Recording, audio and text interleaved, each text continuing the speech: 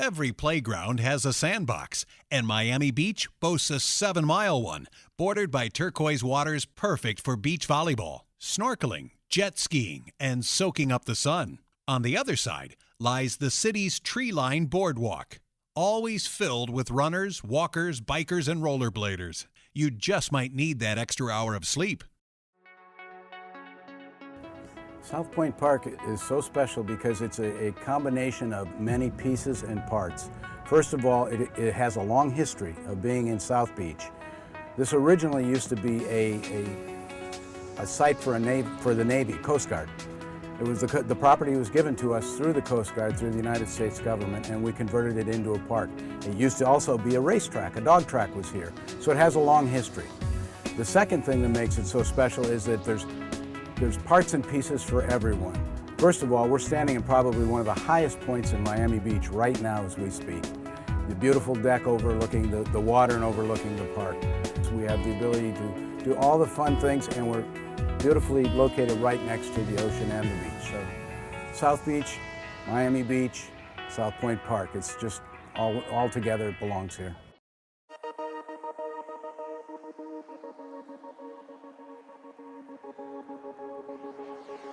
In 1963, the Bass family, John and Joanna Bass, gave their entire collection of Renaissance, Baroque, and Antiquities collection to the city of Miami Beach.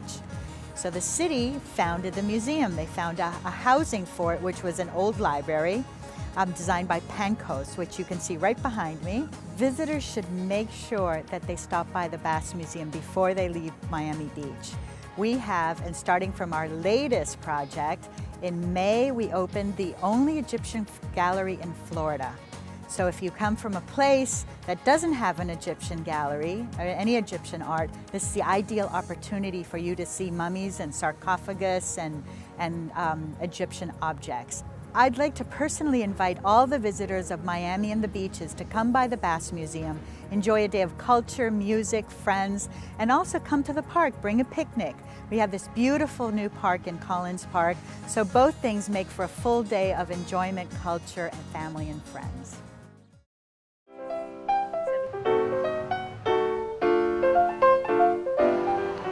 Planned progress includes retaining green spaces and open areas for all to enjoy. The park, named after Miami Beach developer John Collins, was created in the 1920s as a public garden.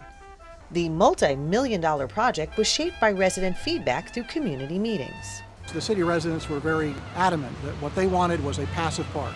They didn't want ball fields, they didn't want soccer fields, they wanted a passive, formal park. Collins Park is surrounded by some of our leading cultural anchors, including the Bass Museum of Art, which was also renovated by the city's Office of Capital Improvement Projects in 2004. Next door is the Miami City Ballet. And you have the new Regional Public Library. Clusters of palm trees surround the open lawn. Ancient baobab trees tower over the park, while Malayan green palms line the promenade. The eastern portion of the park includes green space, and the city was able to maintain another scarce resource, nearly 300 parking spots. So I think the city should be very proud of what they did over there to create a parking lot that is not only safe for the pedestrians, but also turtle safe. Overall, the project has brought harmony between the park and its architectural elements. The 1930s Keystone facade at the Bass Museum, the restored rotunda with its 1960s sandcast panels, and the 21st century design of Tempest, the park's public art installation. With so much going on in the cultural campus of our city, the new Collins Park also offers the perfect spot for quiet reflection.